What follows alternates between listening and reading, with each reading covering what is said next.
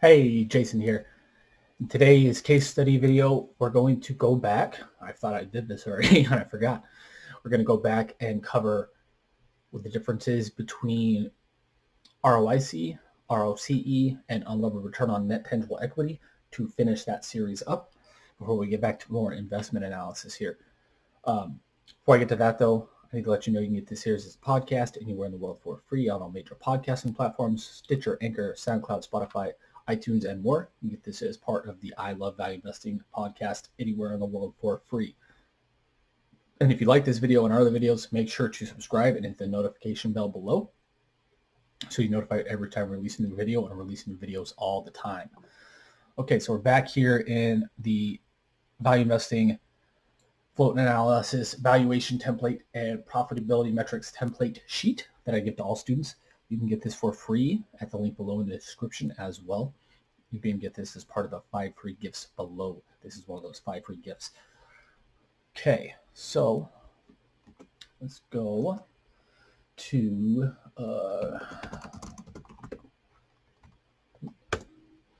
return on invested capital. Let's do a quick recap of these videos. In last videos, again, these are linked below. I've told you what ROIC is, why it's important, how to calculate it 2 different ways. I did the same thing for return on capital employed, did the same thing for unlevered return on net tangible equity. But they're very similar. These metrics are very similar, but today I want to illustrate the important differences between them. So ROIC, I have a calculation here, is EBIT, or operating income, divided by shareholders' equity plus debt and debt equivalents minus cash and cash equivalents and other investments. So essentially what you're measuring here is part more of the financial assets and liabilities on the balance sheet. You're still measuring the balance sheet strength here, and you're seeing how profitable a company is based, or how much a company earns in operating profits based on these assets and liabilities. But these are more financial assets and liabilities in the ROIC calculation. Still important. I'm not saying it's not important. And I want to clarify that because the nuances here are slight, but they're important. And again, I'll explain that all here in a little bit. Keep this in mind, though. This ROIC is mainly financial assets and liabilities. ROCE is total capital employed. So, and I calculate total capital employed as total assets minus current liabilities. So this is total assets, PP&E, inventory, AR, everything. This is total assets minus current liabilities, which are typically things like accounts payable, current or short-term deferred taxes, short-term debt equivalents, stuff like that. So right here in ROCE, you're putting total assets versus current liabilities and seeing how well the company produces profits off of that. So there's a nuance. Return on invested capital, ROIC, mainly financial assets and liabilities. ROCE, total assets and current liabilities. And again, I'll explain all of this in more detail here in a little bit. And then unlevered return on net tangible equity, let's skip all this. This measures or accounts for more hard receivables or hard things, and accounts receivables and liabilities.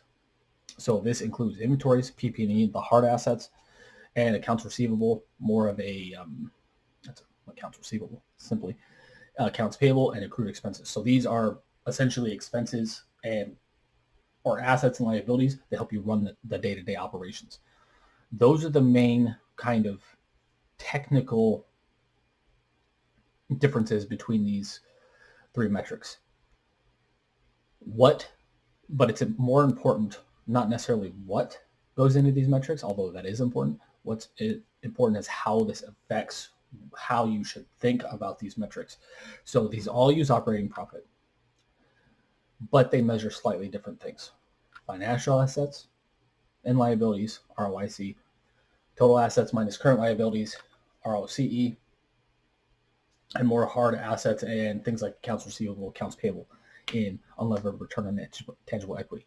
So the reason these nuances are important is because they help you measure 3 different things of the balance sheet, how profitable a company's operations are, and how essentially well they use their assets and liabilities to earn profitability.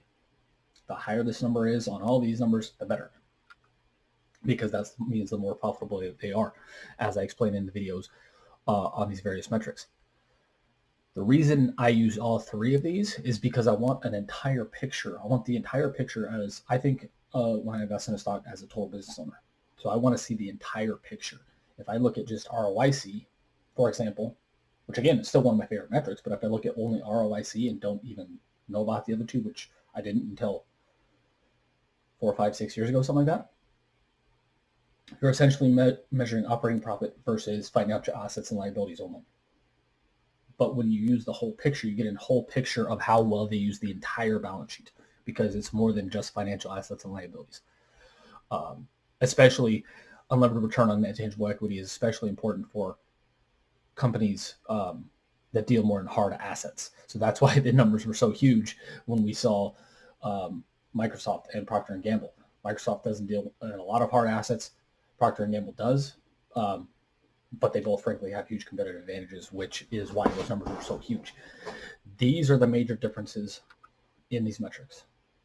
These are why I use all three of these. Every time I get, and I don't, the only one I calculate on a kind of basic level at a first look at a company, typically outside of this case study, would be at kind of initial stages would be ROIC.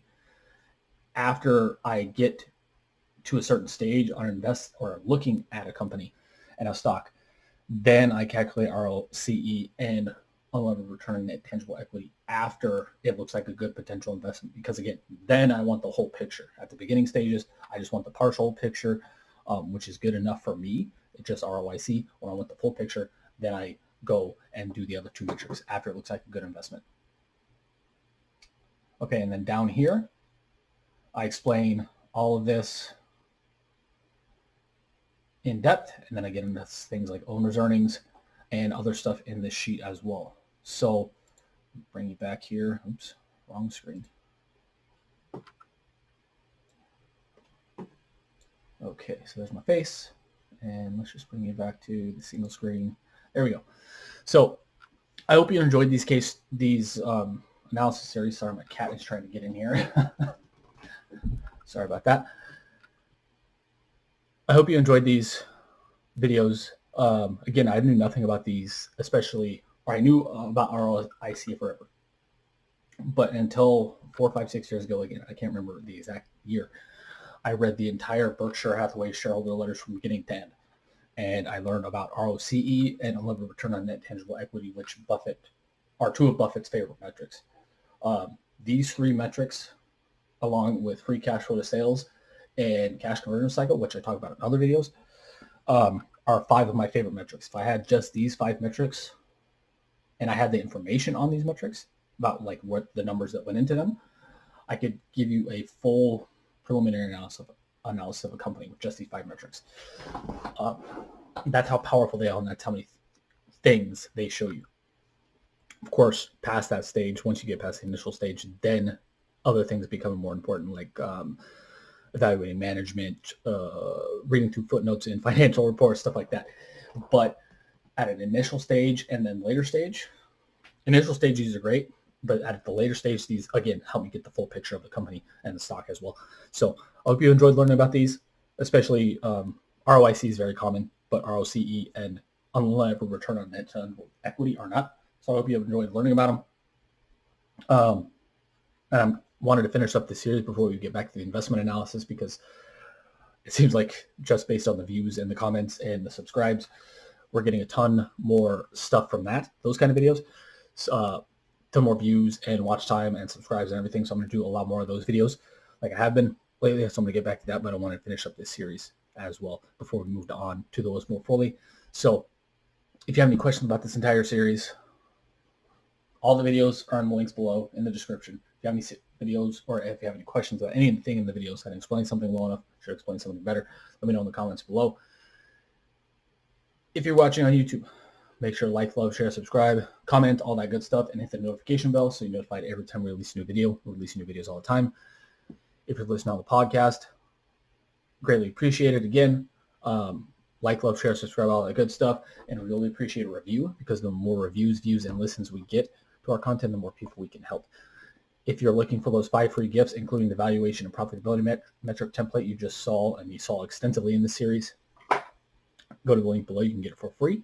You can also get a free copy of my book, or a free PDF copy of my book, How to Value Invest, at the link below, and our guide, 7 tips to picking great stocks and 3 times you must sell. You can get those all three for free. There we go. Below at the link below. And I'm forgetting something, and I apologize for that, but I'm gonna wrap this up. And if you want information on our masterclass, make sure to check out the link below. There's information on our masterclass below as well. So until next time, hope you have a great day. Talk soon.